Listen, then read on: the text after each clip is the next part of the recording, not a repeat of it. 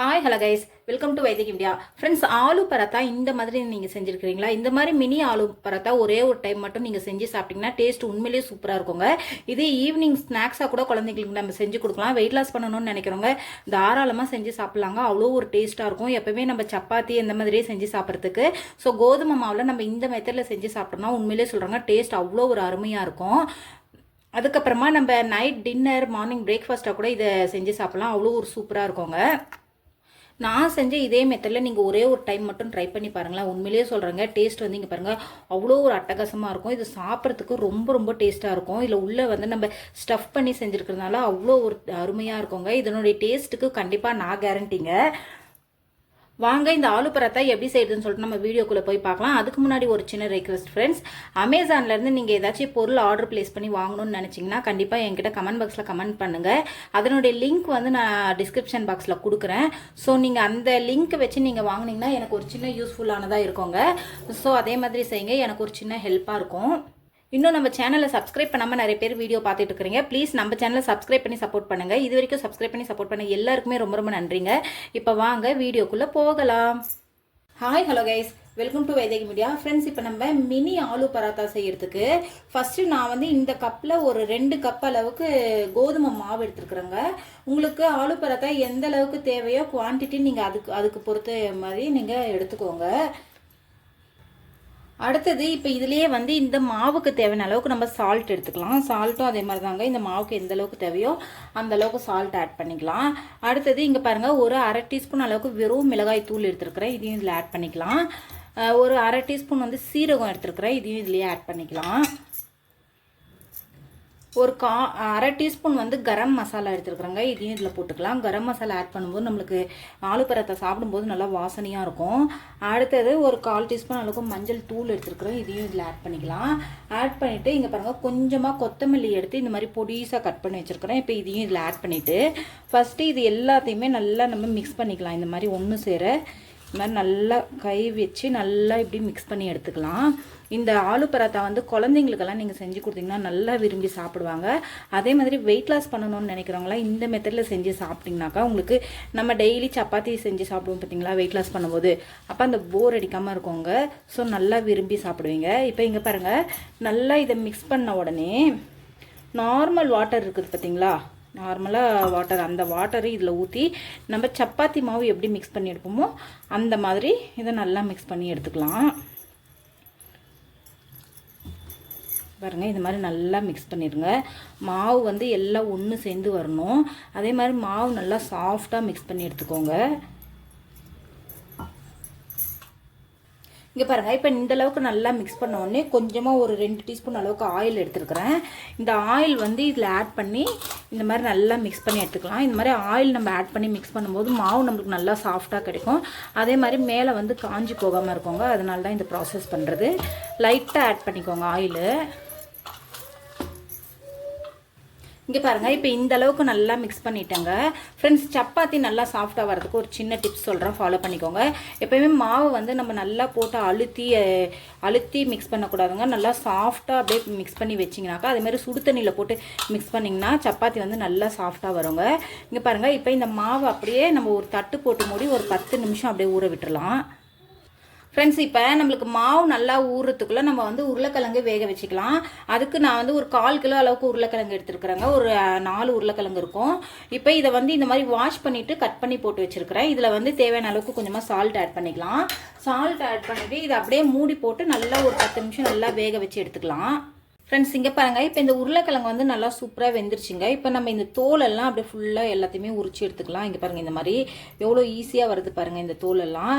இந்த மாதிரி வந்து நம்ம எல்லா உருளைக்கிழங்குலையும் இந்த தோலெல்லாம் ஃபஸ்ட்டு ரிமூவ் பண்ணி எடுத்துடலாங்க. இங்கே பாருங்கள், இந்த மாதிரி நீங்கள் கட் பண்ணி போட்டு வேக வச்சிங்கன்னா உருளைக்கிழங்கு சீக்கிரமாக வெந்து தோல் வந்து ஈஸியாக வந்துடுங்க. அதே மாதிரி தோலை உரிச்சிட்டு வேக போடாதீங்க, தோலோடு வேக போட்டுட்டு அதுக்கப்புறமா தோல் உரிச்சிருங்க. இப்போ நம்ம எல்லாத்தையுமே இதை தோலெல்லாம் ரிமூவ் பண்ணி எடுத்துடலாம். இங்கே பாருங்கள், இப்போ இந்த உருளைக்கிழங்கு வந்து தோலெல்லாம் நல்லா க்ளீனாக ரிமூவ் பண்ணி எடுத்துட்டேங்க, இந்த ஸ்கின் எல்லாம். இப்போ இந்த உருளைக்கிழங்கு அப்படியே நம்ம ஒரு பவுலுக்கு ட்ரான்ஸ்ஃபர் பண்ணிடலாம். ட்ரான்ஸ்ஃபர் பண்ணிவிட்டு இந்த மாதிரி ஒரு மேஷர் வச்சு இதை வந்து நல்லா ஃபுல்லாக கொஞ்சம் கூட கட்டிகளே இல்லாமல் இந்த மாதிரி நல்லா மேஷ் பண்ணி எடுத்துக்கோங்க. அப்போ தான் வந்து நம்ம சப்பாத்தியில் வச்சு நம்ம ஸ்டஃப் பண்ணும்போது வெளியே வராமல் இருக்கும் கொஞ்சம் கூட. இங்கே பாருங்கள், இந்த மாதிரி நல்லா மேஷ் பண்ணிக்கோங்க. அப்படி இல்லைன்னா நீங்கள் கையிலேயே மேஷ் பண்ண முடிஞ்சோன்னாக்க கூட கையிலேயே மேஷ் பண்ணிக்கோங்க. இங்கே பாருங்கள் ஃப்ரெண்ட்ஸ், இப்போ உருளைக்கிழங்கு நல்லா சூப்பராக மேஷ் பண்ணியாச்சு. இப்போ இந்த உருளைக்கிழங்குக்கு தேவையான அளவுக்கு சால்ட் கொஞ்சமாக ஆட் பண்ணிக்கலாம். சால்ட் வந்து ஆல்ரெடி நம்ம உருளைக்கிழங்கு வேக வைக்கும் போதே போட்டிருக்கணும். ஸோ அதனால் நீங்கள் கம்மியாக போட்டுக்கோங்க. ஒரே ஒரு பெரிய வெங்காயம் எடுத்து இந்த மாதிரி நான் பொடிசாக கட் பண்ணி வச்சுருக்கிறேங்க. எந்த அளவுக்கு உங்களுக்கு பொடிசாக கட் பண்ண முடியுமோ அந்த அளவுக்கு பொடிசாக கட் பண்ணிக்கோங்க. சாப்பர் இருந்துச்சுனாக்கா கூட அதில் கூட நீங்கள் சாப் பண்ணி எடுத்துக்கலாம். அடுத்தது இங்கே பாருங்கள், ஒரு கைப்பிடி ஃபுல்லாக கொத்தமல்லி எடுத்துருக்கிறேன். இந்த கொத்தமல்லியை எடுத்து நல்லா வாஷ் பண்ணிவிட்டு பொடிசாக கட் பண்ணி வச்சுருக்கேன். இதையும் அதில் ஆட் பண்ணிவிட்டு கரம் மசாலா ஒரு 1/4 டீஸ்பூன் அளவுக்கு எடுத்துருக்குறேங்க. இதையும் இதில் ஆட் பண்ணிடலாம். அடுத்தது 1/4 டீஸ்பூன் மஞ்சள் தூள், 1/4 டீஸ்பூன் வெறும் மிளகாய் தூள் எடுத்துருக்கிறேன். இதையும் இதில் ஆட் பண்ணிக்கலாம்.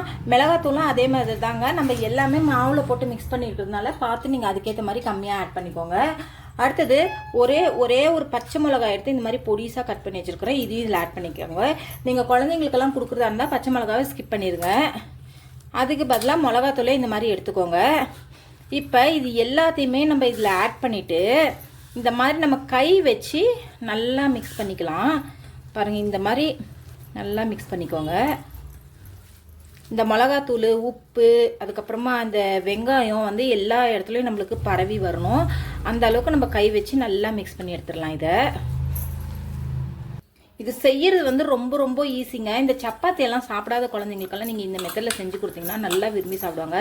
ஈவினிங் ஸ்நாக்ஸாக கூட நீங்கள் செஞ்சு கொடுக்கலாங்க. குழந்தைங்கலாம் நல்லா விரும்பி சாப்பிடுவாங்க. அதுக்கப்புறம் வெயிட் லாஸ் பண்ணணும்னு நினைக்கிறவங்களாம் வந்து இந்த மெத்தடில் சப்பாத்தி செஞ்சு சாப்பிட்டிங்கன்னா நல்லா நம்மளுக்கு போர் அடிக்காமல் இருக்கும். இங்கே பாருங்கள், இப்போ இதை எல்லாத்தையுமே நான் மிக்ஸ் பண்ணிவிட்டேன். இதையும் அப்படியே ஒரு ஓரமாக வச்சிடலாம். ஃப்ரெண்ட்ஸ், அடுத்தது நம்ம மாவு மிக்ஸ் பண்ணி வச்சுருக்கிறோம் பார்த்தீங்களா. இந்த மாவை எடுத்து இங்கே பாருங்கள் ஃப்ரெண்ட்ஸ், எந்த அளவுக்கு சாஃப்டாக இருக்குது. இந்த அளவுக்கு வந்து நம்மளுக்கு மாவு நல்லா சாஃப்டாக இருக்கணும். இப்போ இந்த மாவை ஒரு முறை நம்ம நல்லா இந்த மாதிரி பண்ணிவிட்டு இந்த மாதிரி நல்லா மிக்ஸ் பண்ணிவிட்டு இங்கே பாருங்கள், வெறும் கோதுமை மாவு இருக்குது பார்த்தீங்களா. இது கொஞ்சமாக கையில் தொட்டுக்கலாம். தொட்டுட்டு இதில் இதை வந்து அப்படியே 2 பாகமாக பிரிச்சுக்கலாங்க. நம்ம பிரிச்சுட்டு ஃபஸ்ட்டு பாருங்கள் இப்படி நல்லா உருட்டிக்கலாம். இந்த மாதிரி 2 கையிலையும் வச்சுட்டு நல்லா நம்ம சப்பாத்திக்கு உருட்டுவோம் பார்த்தீங்களா, அந்த மாதிரி நல்லா உருட்டிக்கலாம். அடுத்தது இந்த மாவை வந்து ஒரு சப்பாத்திக்கு நம்ம சப்பாத்தியெல்லாம் திரட்டுவோம் பார்த்தீங்களா, அந்த கட்டையில் வச்சுக்கலாம். வச்சுட்டு இதில் வந்து கொஞ்சமாக இந்த மாவு ஆட் பண்ணிக்கலாம், கோதுமை மாவு ஆட் பண்ணிவிட்டு இப்போ நம்ம சப்பாத்தி தேய்ப்போம் பார்த்தீங்களா, அதே மாதிரி நம்ம இதை நல்லா ரவுண்ட் ஷேப்பில் நல்லா தேய்ச்சி எடுத்துக்கலாம். பாருங்கள், இந்த மாதிரி நல்லா ரவுண்ட் ஷேப்பில் தேய்ச்சி எடுத்துக்கோங்க. நான் முழுசாக தேய்ச்சிட்டு அதுக்கப்புறமா காட்டுறேன். ஃப்ரெண்ட்ஸ், இங்கே பாருங்கள், இப்போ சப்பாத்தி வந்து நல்லா நான் திரட்டி எடுத்துக்கிட்டேன். பாருங்கள், இந்த அளவுக்கு திக்னஸ் இருக்கணும், தெரியுதுங்களா? இதுதான் வந்து நம்மளுக்கு கரெக்டான திக்னஸ்ஸு. இப்போ இது மறுபடியும் அப்படியே எடுத்து திருப்பி போட்டுட்டு நம்ம இந்த ரெடி பண்ணி வச்சுக்கிறோம் பார்த்தீங்களா, இந்த பொட்டேட்டோ மசாலாவை இதில் அப்படியே நம்ம உள்ளே வச்சிடலாங்க. உள்ளே வச்சுட்டு ஃபுல்லாக வந்து இதை நம்ம இப்படி ஸ்ப்ரெட் பண்ணி விட்டுடலாம். இங்கே பாருங்கள், இந்த மாதிரி எல்லா இடத்துலையும் பரவி வர அளவுக்கு நல்லா இந்த மாதிரி ஸ்ப்ரெட் பண்ணிடலாம். இது நான் முழுசாக ஸ்ப்ரெட் பண்ணிவிட்டு காட்டுறேன் உங்களுக்கு.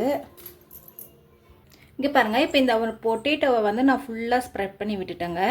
இப்போ இந்த ஓரங்கள்லேருந்து இந்த மாவை இந்த மாதிரி லைட்டாக எடுத்துட்டு இங்கே பாருங்கள், நல்லா இந்த மாதிரி ஒரு பக்கம் ஃபஸ்ட்டு அழுத்தி விட்டுட்டு அப்படியே வந்து இதை நம்ம இந்த மாதிரி ரோல் பண்ணிக்கலாம். இங்கே பாருங்கள், இந்த மாதிரி நல்லா கொஞ்சம் டைட் பண்ணி ரோல் பண்ணுங்கள். இங்கே பாருங்கள் ஃப்ரெண்ட்ஸ், ஃபுல்லுமே ரோல் பண்ணிட்டேன். இப்போ இந்த லாஸ்ட் இந்த எண்டு இருக்குது பார்த்தீங்களா, இதை வந்து ஃபுல்லாக இந்த மாதிரி இப்படி ஒட்டி விட்டுருங்க. ஒட்டி விட்டுட்டு ஒரு முறை இந்த மாதிரி இப்படி தேய்ச்சி விட்டுருங்க. தேய்ச்சிட்டு நைஃப் இருக்குது பார்த்தீங்களா ஃப்ரெண்ட்ஸ், நைஃப்பில் வந்து கொஞ்சமாக ஆயில் தடவி இருக்கிறேன். ஆயில் தடவிட்டு இது நம்மளுக்கு எந்த சைஸ் வேணுமோ அந்த சைஸில் இந்த மாதிரி கட் பண்ணிக்கலாம். இங்கே பாருங்கள், இந்த மாதிரி கட் பண்ணிடலாம் ஃபஸ்ட்டு. அவ்வளோ டேஸ்ட்டாக இருக்கும் ஃப்ரெண்ட்ஸ் இந்த மினி ஆலு பராத்தா சாப்பிட்றதுக்கு. உண்மையிலே சொல்கிறேன், அவ்வளோ டேஸ்ட்டாக இருக்கும். அதே மாதிரி கொஞ்சம் சாஃப்டாக கட் பண்ணுங்கள், ரொம்ப ஹார்டாக கட் பண்ணாதீங்க. பாருங்கள், இப்போ நான் எல்லாத்தையுமே கட் பண்ணிவிட்டு உங்களுக்கு காட்டுறேன்.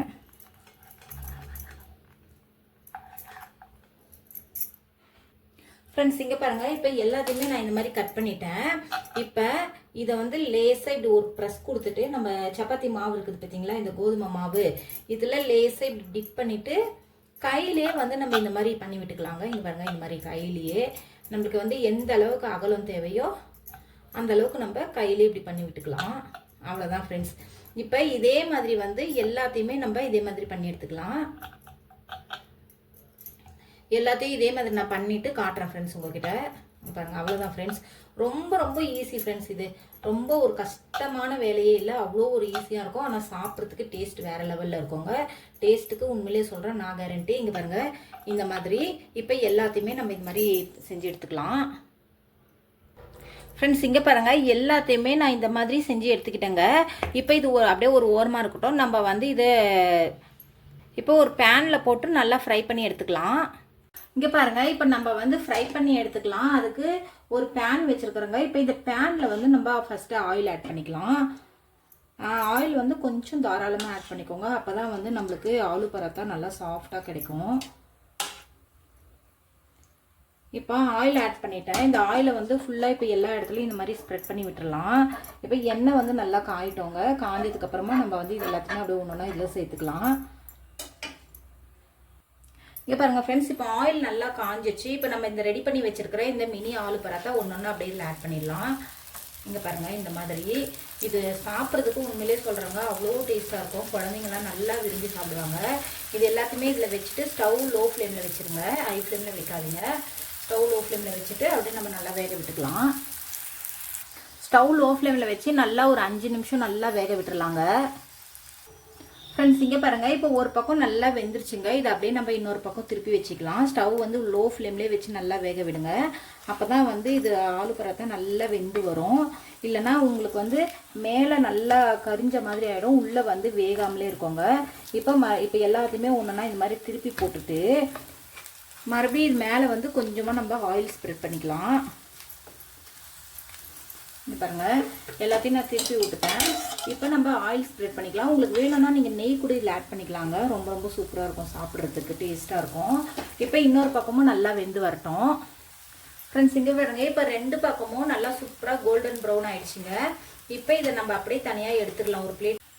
இங்கே பாருங்கள், நல்லா கோல்டன் ப்ரௌன் ஆயிடுச்சுங்க. இப்போ இதை நம்ம அப்படியே ஒரு பிளேட்டுக்கு ட்ரான்ஸ்ஃபர் பண்ணி எடுத்துடலாங்க. பாருங்கள், இந்த மாதிரி. இப்போ எடுத்துட்டு நெக்ஸ்ட் பேட்ச் நம்ம அதே மாதிரி போட்டு எடுத்துக்கலாம். எண்ணெய் ஊற்றிட்டு எண்ணெய்லாம் நல்லா காஞ்ச உடனே அப்படியே ஒன்று ஒன்றா எடுத்து இதில் நம்ம ஆட் பண்ணிக்கலாம். ஸ்டவ் வந்து லோ ஃப்ளேமில் வச்சுக்கோங்க இது வைக்கும்போது, இல்லைனா கரிஞ்சிடும். பாருங்கள், இந்த மாதிரி எல்லாத்தையுமே வச்சிடலாம். ஃப்ரெண்ட்ஸ் இங்கே பாருங்கள், அவ்வளோதான் ஃப்ரெண்ட்ஸ். எல்லாத்தையுமே நான் சுட்டு எடுத்துட்டேன்.